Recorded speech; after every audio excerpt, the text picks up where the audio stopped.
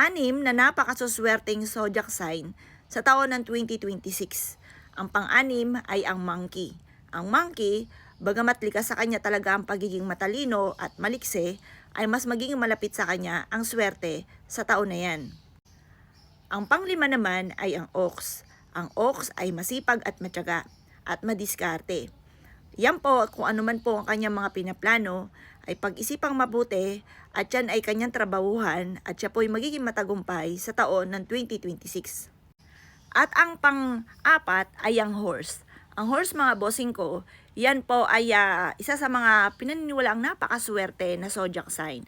Dahil mabilis po yung kumilos at yan po, mga bossing ko, ay mas magiging malapit sa kanya ang swerte. Kung sa ngayon, ang dami mga pagsubok niyang pinagdadaanan, sa taon ng 2026 ay parang mismong swerte ang lalapit po sa kanya. Ang number 3 naman ay ang dragon.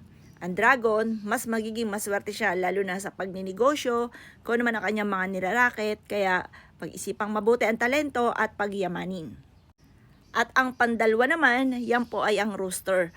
Kung ikaw ay sinuwerte ngayong taon ng 2025 Year of the Snake, ay kumaga magtutuloy-tuloy ang swerte ninyo sa taon ng 2026 Year of the Horse. Dahil sa pagiging madiskarte ninyo, maboka, yan, lalong pagyamanin ng inyong mga talento at yayaman ka lalo sa taon ng 2026 Year of the Horse. At ang numero 1 ay andog. Andog, bagamat ito ay may pagka parang masunurin, kung ano lalo sa mga mahal niya sa buhay, pero ito ay mas magiging malapit naman sa inyo ang swerte, hindi lang tungkol sa usapin ng love life sa taon ng 2026. Yan po, mga bossing ko, ang 6 na zodiac sign na napakaswerte sa taon ng 2026, kaya good luck po sa inyo po lahat.